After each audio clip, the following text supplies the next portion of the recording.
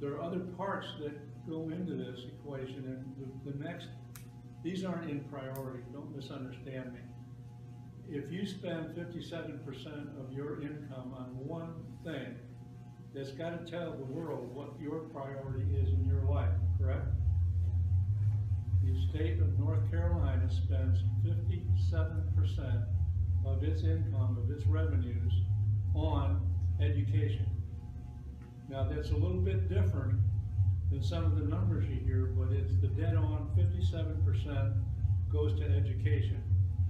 We can only in the legislature sort of say, here are the dollars, here's how we think you might want to spend it, but we give great latitude to the LEAs and unfortunately to DPI, the Superintendent of Public Instruction,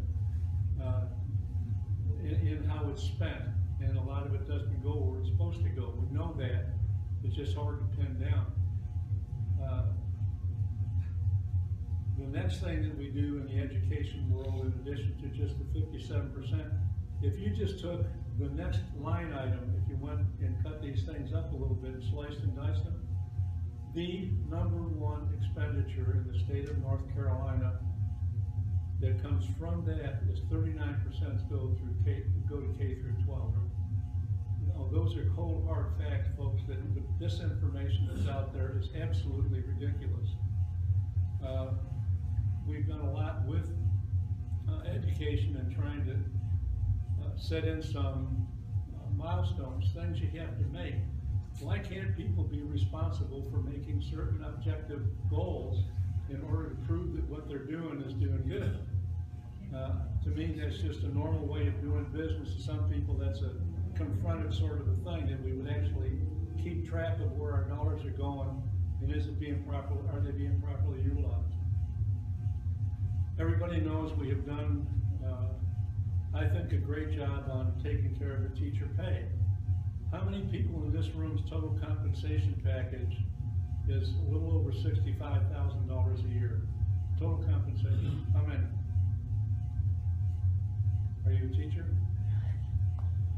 The average teacher compensation in 2016, salary plus benefits, $65,000. We are not at the bottom of the heap the way the press wants you to think, or the way the NCAE wants you to think. It's just not true. But it goes back to the controlled spending. You can't just give more money away. If you take that 57% that we started with, add 24% that goes to Medicaid, what have you got left? 19%, because I didn't go to Common Core, I understand arithmetic. It's true. Thank you. Let's try to slip that one in, Mark. Yeah.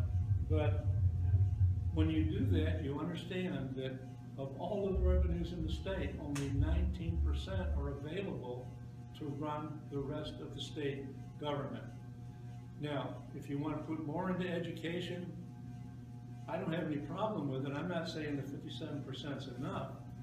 I'm saying it's what's affordable. They're not always the same kind of a thing. If you want to put more into it, do you want me to cut Medicaid? I don't think so.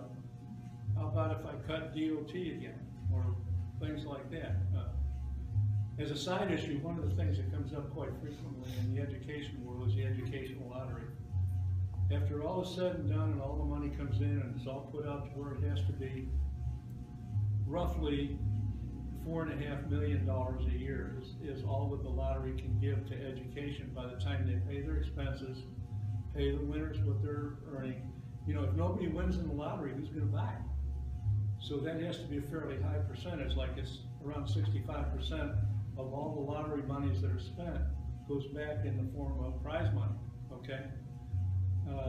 The next biggest thing, at around 24.5%, is education.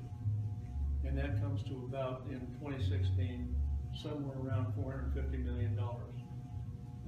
It's not what people expected it to be in terms of size, but it explains why there's not more money available.